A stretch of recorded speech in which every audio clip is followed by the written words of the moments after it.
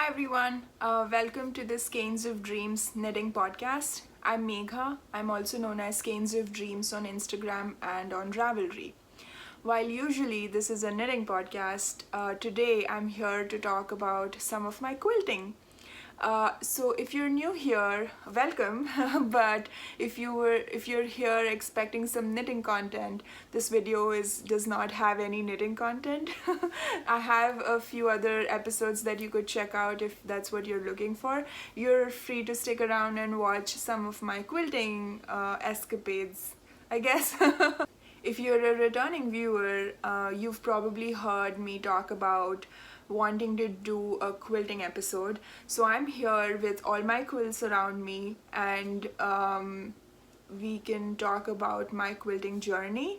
And I will show you some of the quilts that I've made and some of the quilts that I'm currently working on.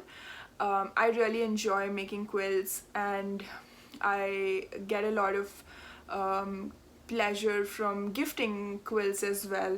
I've only gifted one so far, but I have two other gift quilts that I'm making. I'm a very beginner quilter, so that's a disclaimer. I do jump into things with both feet at once. Like I don't have a moderate mode in my system. It's either 0 or 150, I don't know.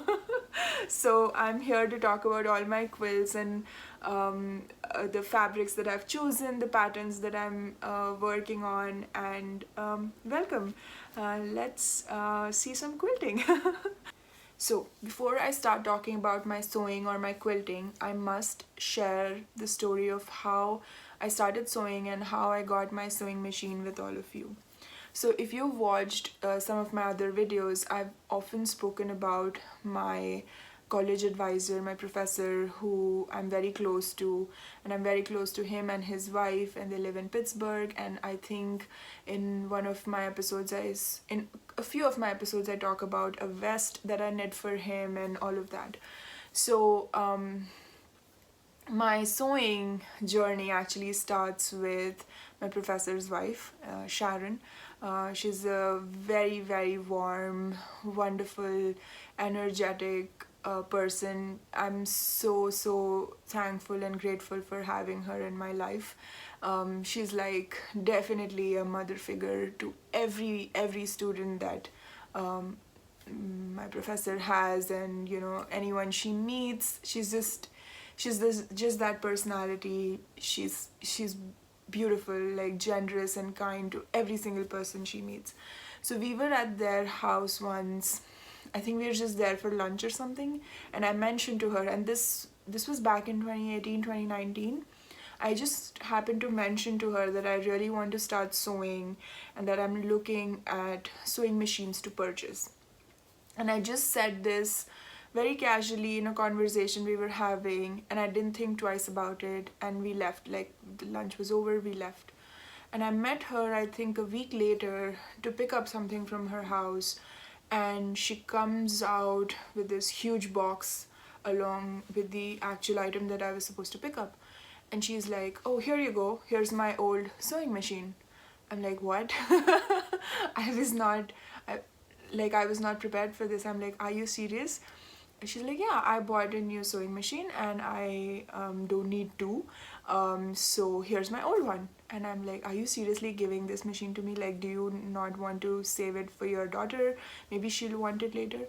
She's like, "Oh no, my daughter can take the one that I'm using currently. You can have this." And she gave me a very well-maintained Husqvarna Emerald, I think. Yeah, Husqvarna Emerald. It's a beautiful machine, perfect condition, and it had all the presser foots with it. It had all its parts. Like, it had a box you can carry it. It has a box you can carry it in, and it was perfect. Like, I didn't have to buy anything like at that moment. I think the only thing I didn't have was a walking foot, but other than that, the machine was in perfect condition. I think it was already quite an old machine by the time she was using it, but she was taking such good care of it and getting maintenance done frequently and everything. So she just gave me a sewing machine, and I unfortunately sat on it for a year. I didn't start sewing immediately. Like, I had this, but I mean, I had never used a sewing machine before. I didn't know what I was doing, so I knew that I would have to look at some videos and start like somewhere, and I had to do some sort of research before I started sewing. But anyway, I think at the beginning of COVID, when COVID started, I had a lot of time on my hands and I had the sewing machine, so I took it out and that's when I actually started sewing. So it's been like 2 years now, which is insane because that means COVID started 2 years back. That's terrible. But yeah, so I think quilting happened very organically for me. I was on Pinterest, I was looking at things you can do with a sewing machine. I had done a few pillow covers and things like that, and I was looking at bags to make. I was making some bags, and then I realized that you can actually make quilts with this sewing machine. Like, you can at least make simple quilts. I did actually try doing free motion quilting with it. I bought the required presser foot and I made 2 quilts which are free motion quilting. But there definitely is some sort of a learning curve or difficulty with it because I don't know what it's called, but the arm is not that long, so the space in between in the sewing machine where you'll have to put the quilt in is not that wide. So it's not supposed to be like dedicated to quilting. It's just a regular sewing machine. So I did have some issues like moving my quilt around when I was doing free motion quilting. And then I realized that maybe I can just stick with regular walking foot quilting, and that should be sufficient for clean quilting lines and things like that. So anyway, I kind of basically jumped into quilting. That's what I do with everything. I just like jump in with both feet and then figure things out. So this is the first quilt I made. I looked up the quilt block on Pinterest. I mean, I'd seen a bunch of videos by I think the Midnight Quilter was a fun podcast, like quilting channel that I was watching. Then the Missouri Star quilt show and everything, I think I was watching that. And I saw a few more, like I was just watching them on YouTube as like, I'm having my breakfast or coffee and I'm just watching a quilting video. Like that's, oh, I also watch Jordan Fabrics. I think they have a store in the Pacific Northwest, and they also have a channel on YouTube where they talk about a lot of quilts that they make. So I've watched a lot of those episodes, and I think that just gave me the inspiration to just make a quilt and just like jump into it. So the first one is a very classic star quilt. I got this fabric at my local Walmart. Like, I live walking distance from a Walmart. I just like went there, picked out some colors that I thought went well together, and I just wanted to make a bright and sunny quilt. So I must say that it looks okay. Don't mind, I keep moving, my eyes keep wandering off. I'm just looking at myself on the screen to make sure that what I'm showing is what I'm talking about. So yeah, so it does look much better on camera than it actually is in person, I feel. Anyway, this is my first quilt. There are a lot of mistakes on this. None of my points are matching if you look too closely, but don't look too closely. None of my points are matching. It's a very basic, simple star quilt I did. And you can see I tried my hand at some free motion quilting. There are all these quilt lines and everything. I don't think I did the free motion quilting very well. It's very scribbly. My thread tension wasn't that great.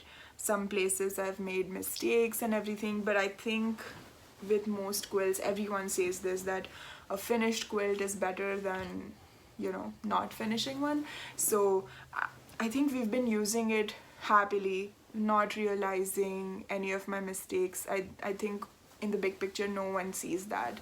I actually have a finished, it's not a very big quilt, it's a throw like lap blanket kinds.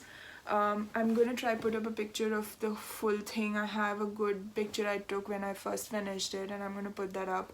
So that's how it looks fully. I never showed the back. I just bought some neutral fabric from a local fabric store, Joanne. It's a very big chain in the US. I bought this fabric from there, and that's what I'm using. That's what I used for the back. So I think this is the first finished quilt, and I looked up videos for pin basting, and that's what I use usually for basting my quilts. I do them on a tabletop in my apartment. I have this almost a dining table that I use for my sewing and everything, so that's what I use to do the pin basting on.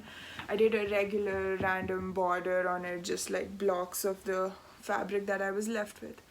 So yeah, so this is my first quilt. After this, I actually made a huge queen size quilt for one of my best friends. I gifted it to her for Christmas last year. She picked out the fabric herself. She wanted a very quirky combination of fabrics. Basically, she's into certain type of prints, and I think spent hours on fabric.com website, and we picked out all these different fabrics that no one would put together but she wanted them together, and she picked out all the fabric, and she didn't want any of these traditional quilt blocks. She just wanted me to stripe the quilt, like have big blocks of the fabric. And I asked her if I had the freedom to practice some free motion quilting on that quilt, because there was just these massive chunks of fabric and no piecing or anything, so I could do whatever I felt like in each of those. And I tried a lot of free motion quilting, and I'll put a picture of that quilt because I don't have it. I gave it to my friend, and it turned out pretty good, I would say. I was very happy with it. I was happy with it in general, that I finished a quilt and everything, but I think it made me feel like my free motion quilting skills need a lot more practice. Like, I'm like a beginner. Like, this is the second quilt I'm making, and I'm just trying free motion quilting on a whim. I know you can print patterns on the quilt top and then you can trace it around. I was not doing any of that. I was just doing whatever came to my mind. I looked up some free motion quilting ideas, like, scribbly lines, like twirly lines and stuff like that, but I just do it from the top of my head. I didn't really print out or like have them like print out a design with chalk or something on the quilt and follow that. I didn't do any of that. I just did it randomly, I guess.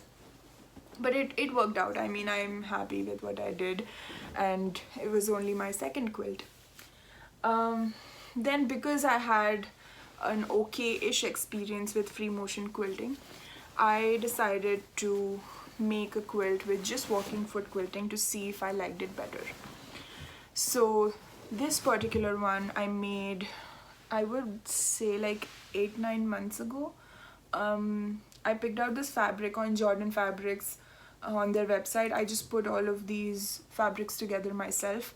I was on this crazy kick of pinks and mustards together, so I made this particular quilt. I just picked out random fabrics.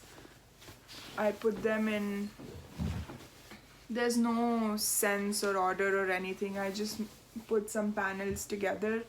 I really liked the colors together, so I didn't want to spend too much time piecing or anything. I wanted a quick quilt, and I remember what had happened. So one of my cats, Mango, he's a little nuts. He chews through anything he finds if he's in the mood for it. So I had 2 crochet throws on my couch, and both of them had massive gaping holes because he started chewing through them.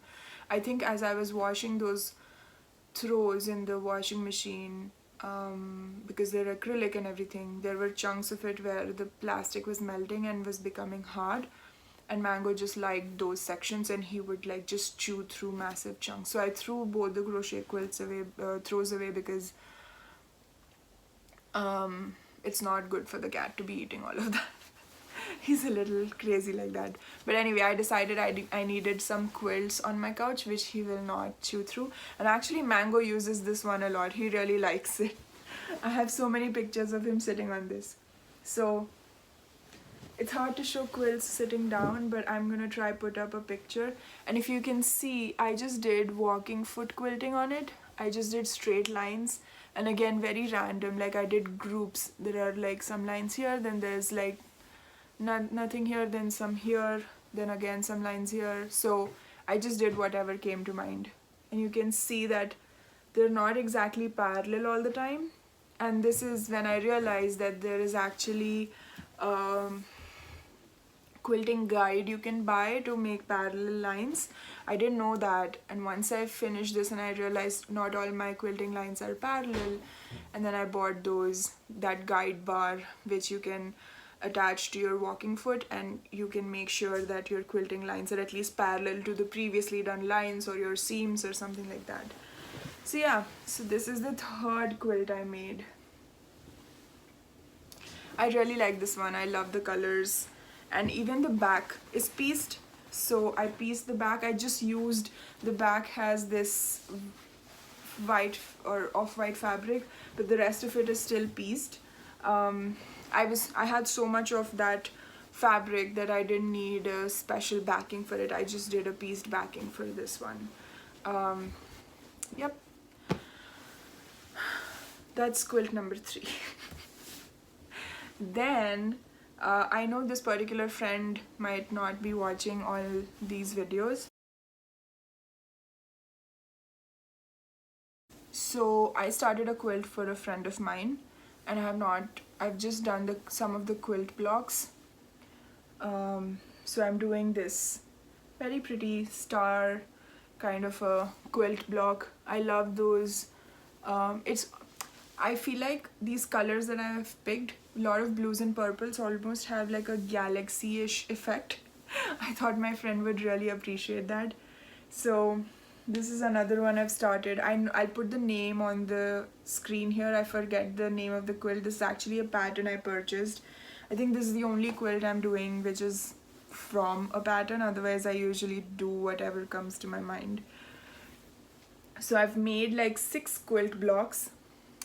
They don't really, the corners don't really match up all the time. I don't think I'm a very good piecer. Is that a word, piecer? I don't do the piecing that perfectly, but when I show it on the screen here, it really looks nice. So I feel like I should just stick with it and finish the quilt and it'll look nice.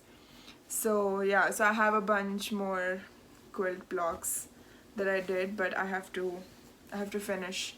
I think I only have 6, and I wanted to do at least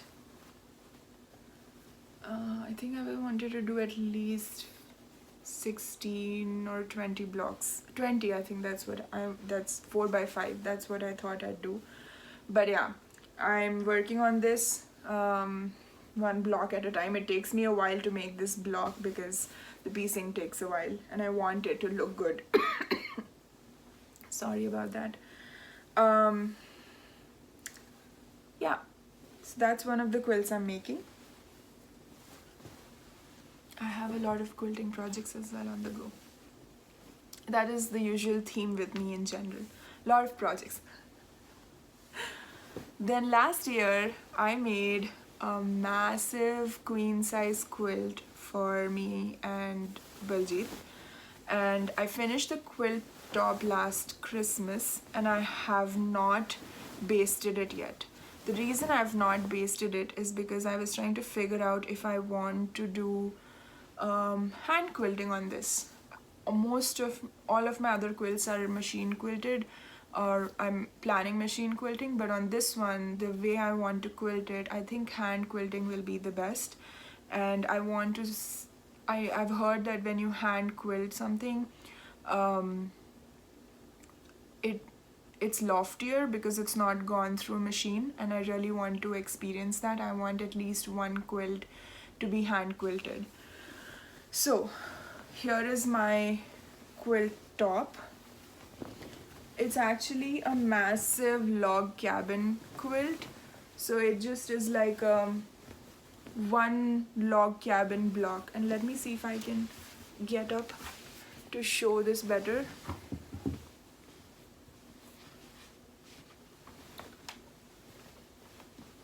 So yeah, so it just has this, I cut the fabric in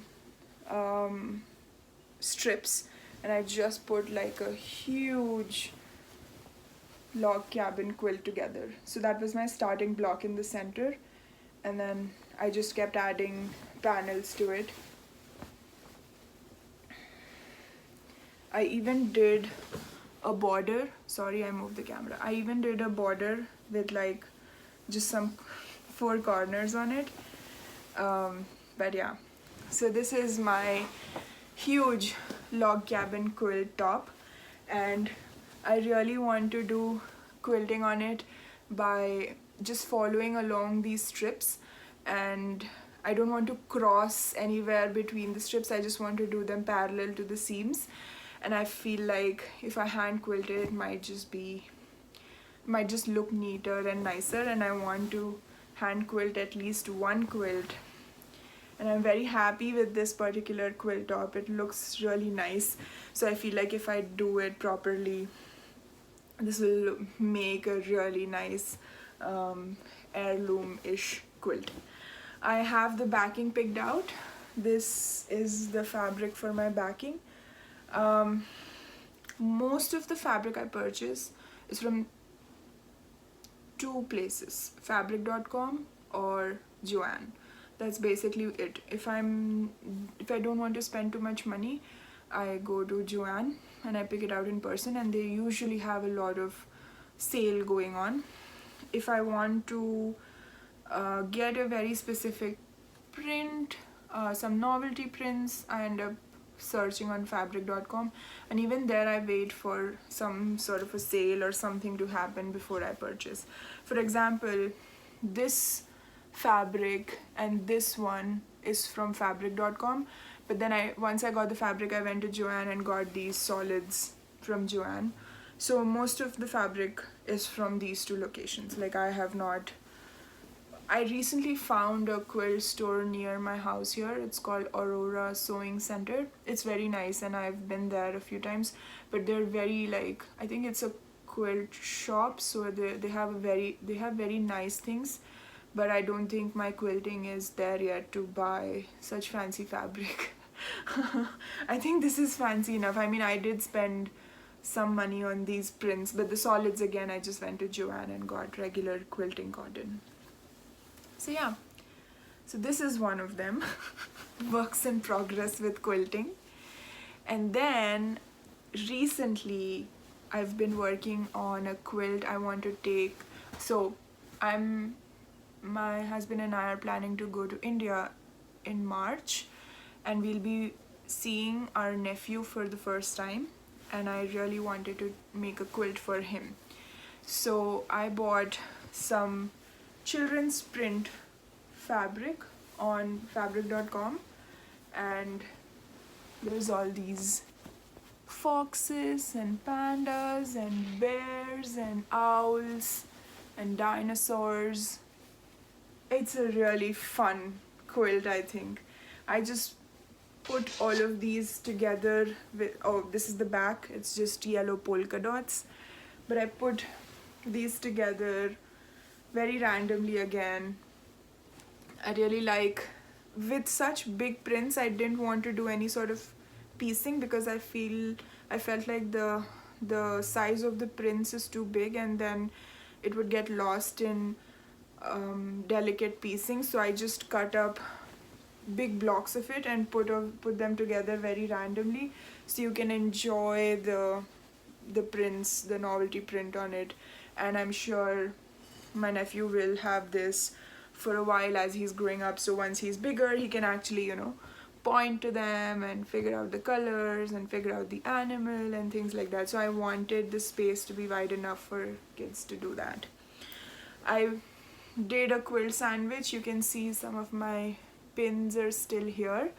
I did the quilt sandwich 2 days ago, and I've actually started quilting. I'm doing walking foot quilting, and I'm doing just squiggly lines. I don't know if you can see them. Hold on, let me find a spot where they're visible. So it's just like a squiggly line that I'm doing all along the quilt. I'm just doing it with my walking foot. I've picked a certain stitch. I fixed a certain stitch width and style, and it's just coming out like a squiggly line, and I'm just doing that all along the length and the width of the quilt. I'm going to do similar to my other pink one, where there's like groups of the quilt lines and there's some space between and then groups again. I think I'm going to do something similar. It's just that it's not straight lines, it's squiggly. I'm still using my walking foot to do this. But yeah, so this is going to make a really fun quilt for my nephew. And after this, I'm actually planning one for his cousin. I have some of these fabrics left over, but I'm buying other colors to make it a little more red, pink, orange and everything. So it's similar quilt but different for his cousin, who's also my niece. So she'll get a girly baby quilt. I'm saying baby quilt, but this is a good 65 by 80 size. I mean, I could have made a baby quilt, it would be faster, but I want something that they can have for a while, and it's not just like, oh, use it for 2 years and it's now too small. So I did want to make something sizable that they can enjoy for a while.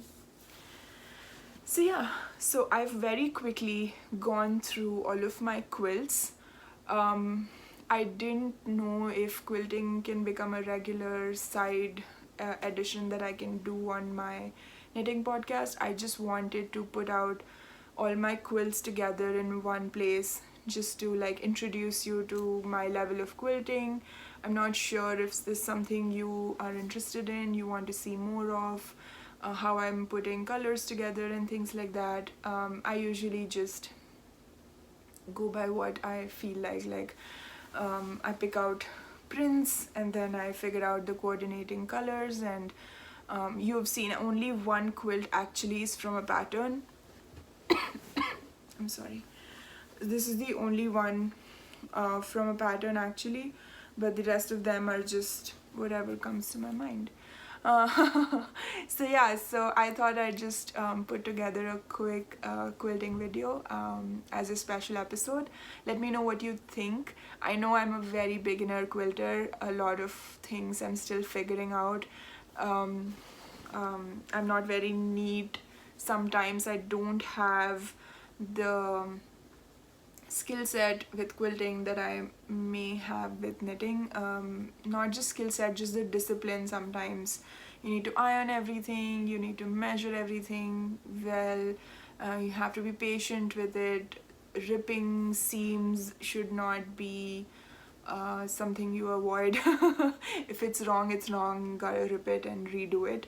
So I'm still developing some of these qualities that a good, like a sewist, is it a sewist? I never know. A good quilter, a good person who sews has.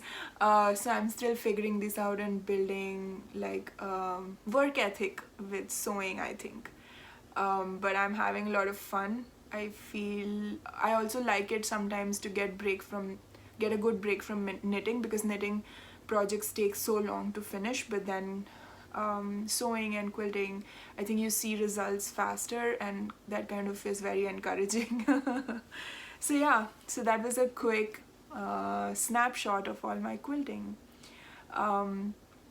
Please do let me know what you think about this, about this video. I would love to hear what you think, and if you're working on some quilts that you would like to talk about or share with me, please leave a comment in the comment section here. feel free to reach out with any questions. And this is a special episode. I don't know if I'm going to talk about quilting again for a while. I might give you an update about what is the progress with some of these things, but other than that, I think we'll see how it goes. Thank you so much for watching, and if this is something you're interested in, please do let me know. I always have a lot of fun making these videos, talking about all my crafting. So thank you so much for all the encouragement. I will see you later. Bye.